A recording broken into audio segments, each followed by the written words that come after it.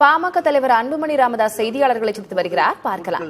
பயன்படுத்துகின்ற மாநிலம்னா பஞ்சாப், அதன் பிறகு கேரளாவா இருந்து இப்போ தமிழ்நாடு தான் முதன்மை மாநிலம். காவல்துறை முதலமைச்சர் கையில் இருக்கு. கடந்த டிசம்பர் மாதம் தான் அண்ணா யூனிவர்சிட்டியில் ஒரு பெண் கொடூரமான முறையில் பாலியல் வன்கொடுமை செய்யப்பட்ட பெண். அதை பார்த்தோம். யார் பண்ணான்னா திமுக காரங்க ஒருத்தம் பண்ணா, மனித மிருகம்.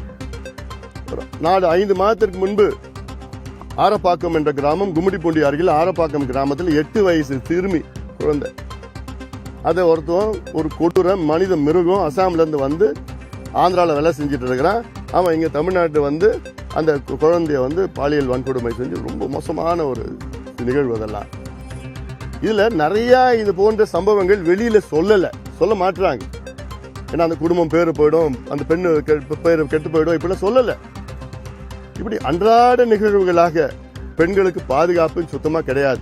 ஏன் பாதுகாப்பு இல்ல?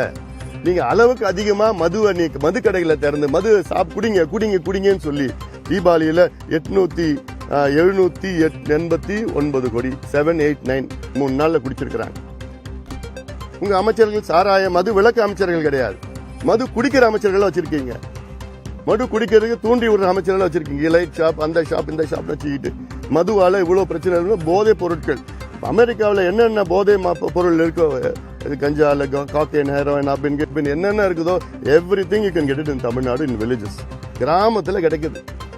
காவல்துறைக்கு தெரியாம யாரும் வைக்க முடியாது. இந்த சூழலால தான் இது போன்ற மனித மிருகங்கள் உருவாக்கப்படுகிறார்கள். இதனாலதான் இது போன்ற சம்பவங்கள் நடக்குது. பெண்களுக்கு பாதுகாப்பு ஒரு துளியும் கிடையாது.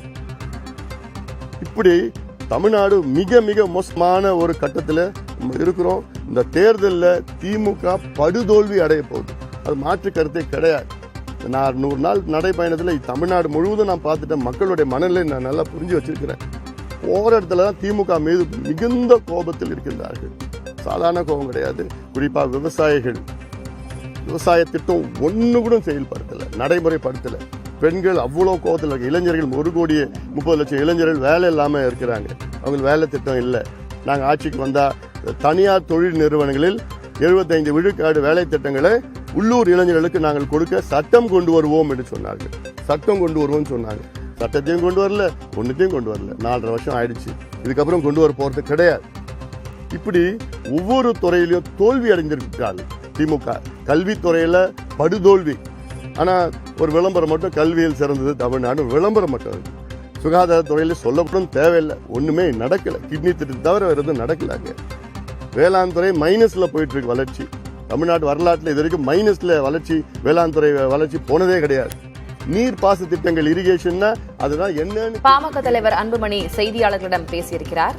தமிழ்நாட்டில் தொழில் முதலீடு குறித்து அரசு சொல்பவை அனைத்தும் பொய் என்று விமர்சனம் செய்திருக்கிறார். தமிழகத்தில் பாலியல் குற்றச்சம்பவங்கள் அதிகரித்திருக்கின்றன. இங்கு பெண்களுக்கு பாதுகாப்பு இல்லை. திமுக அரசு மீது மக்கள் இதனால் கடும் கோபத்தில் இருக்கிறார்கள் என்பதாகவும் அவர் அரசு மீதான பல்வேறு விமர்சனங்களை முன்வைத்து பேசியிருக்கிறார். விவரங்களை பின்வரும் செய்திகளில் பார்க்கலாம்.